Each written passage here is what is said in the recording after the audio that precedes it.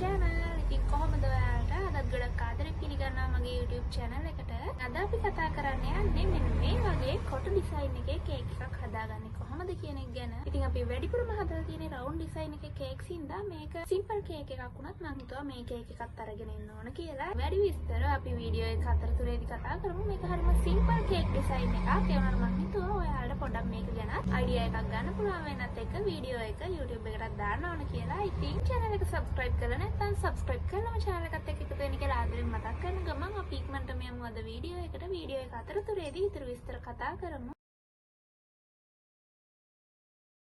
Cake එක ගැන basic විස්තර ටික කිව්වොත් මම මෙතන හදලා තියෙන්නේ කිලෝ 1.5 බටර් කේක් එකක්. මේක මම හදලා තියෙන්නේ අඟල් 10යි 10 4 ට්‍රේ එකක. ඔයාලට කැමති ෆ්ලේවර් එක කේක් එකක් මේකට පාවිච්චි කරන්න පුළුවන්. Butter cake, marble cake, ribbon cake සහ චොක්ලට් කේක් හදන හැටි වගේම ස්පොන්ජ් කේක් හදන හැටිත් වීඩියෝස් මම මගේ YouTube channel එකට අප්ලෝඩ් කරලා තියෙනවා. බේසික් කේක්ස් හදන්න දන්නේ නැති කෙනෙක්ට ඒ වීඩියෝස් බලලා අයිඩියා එකක් ගන්න පුළුවන්. මම link එක description එකේ දාන්නම්. අපි මේ channel එකේ රවුන්ඩ් කේක් ගොඩක් හදලා තිබුණත් 4 කේක් එකක් හදන විදිහ එක වීඩියෝ එකක්වත් ගෙනලා නැහැ මම. ඒ හින්දා මං හිතුවා මේ වීඩියෝ එකෙන් ඔයාලට 4 කේක් එකක් හදන හැටි චුට්ටක් අයිඩියා එකක් දෙන්න ඕන කියලා. ඉතින් මෙහෙමයි මේකේ ලොකු වෙනසක් නැහැ. 4 කේක් එකක් හදනකොට තියෙන ලොකුම ප්‍රශ්නේ තමයි එජස් ටික නීට් එකට ගන්න කොහොමද කියන එක. ඉතින් ඒ ඇරෙන මේකේ ලොකු දෙයක් නැහැ. සාමාන්‍ය රවුන්ඩ් කේක් එකක් හදන විදිහටම තමයි. ඉතින් මේකේ අර එජස් ටික නීට් එකට ගන්න එක තමයි ගොඩක් අයට තියෙන ප්‍රශ්නේ. ඒක තමයි පොඩි අමාරු දෙයකට තියෙන්නේ. ඉතින් කේක් එකක් හරියටම අයිසින් කරන විදිහ නීට් එකට කවර් කරන විදිහ ගැන මම ස්ටෙප් බයි ස්ටෙප් වීඩියෝස් ගොඩක් කරලා තියෙනවා. ඔයාලට ඒ වීඩියෝස් මගේ channel එකෙන් බලා ගන්න පුළුවන්. මේ වීඩියෝ එකේදී මම ලොකුවට ඒ ගැන විස්තර කරන්න යන්නේ නැහැ. ඒ වුණාට මම ඔයාලට පොඩි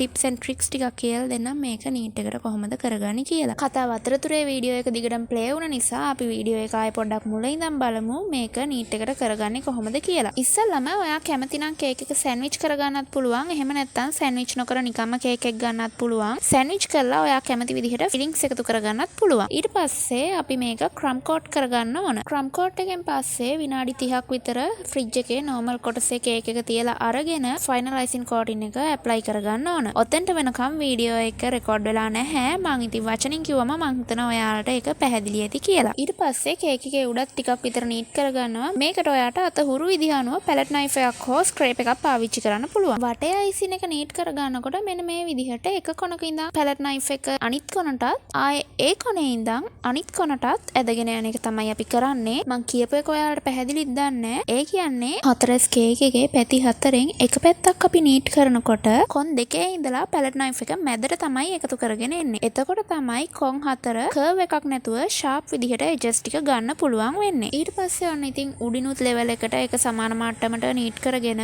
කේක් එක උඩට අපි ඩිසයින් එක දාගන්නයි හදන්නේ. මේ කේක් එකේ උඩට අපි වෙනම අයිසින් එකක් එකතු කරගන්න හින්දා කේක් එකේ උඩ නීට් එක ගැන එච්චර සැලකිලිමත් වෙන්න අවශ්‍ය නැහැ. මම අද මෙතන දම් පාට ෂේඩ්ස් වලින් තමයි අයිසින් එක හදාගෙන තියෙන්නේ. තද දම් පාටේ ඉඳලා සුදු පාටට වෙනකන් කලර්ස් 4ක් පාවිච්චි කරනවා මම මෙතන. එකම කලර් එකෙන් කලරින් දාන ප්‍රමාණය එහෙම කරලා තමයි මේ විදිහට ෂේඩ්ස් ටික හදාගෙන තියෙන්නේ. හැම කලර් එකටම මම පාවිච්චි කරලා තියෙන්නේ රසාකෝ එකේ බානි පර්පල් කියන කලර් එක. මේ විදිහට උඩ ඉඳන් කලර්ස් ටික ෂේඩ් එක අඩු වෙන විදිහට කේක් එකට එකතු කරගෙන ඉවර වෙලා ඊට පස්සේ පැලට් නයිෆ් එක පාවිච්චි කරලා මේ විදිහට ඩිසයින් එකක් එන විදිහට අයිසින් එක තුනී කරගන්නවා. ඒ අතර දෙයක් මතක් කරන්නම්. ඔයාලා තාම සෝෂල් මීඩියා වලින් මාව ෆලෝ කරලා නැත්නම් ෆලෝ කරලා මට සපෝට් එකක් දෙන්න. ලින්ක්ස් ඩිස්ක්‍රිප්ෂන් එකේ තියෙනවා. ඊළඟට හැපි බර්ත්ඩේ වුඩන් ටොපර් එකක් කේක් එක උඩින් තියා ගන්නවා. ඊට පස්සේ 104 පෙටල් නොසෙල් එක දාගත්ත පයිපින් බෑග් එකකට මම අර කලර්ස් හදලා ඉතුරු වෙච්ච අයිසින් ටික ඔක්කොම පිළිවෙලක් නැතුව ඔක්කොම ටික පයිපින් බෑග් එකට දාගෙන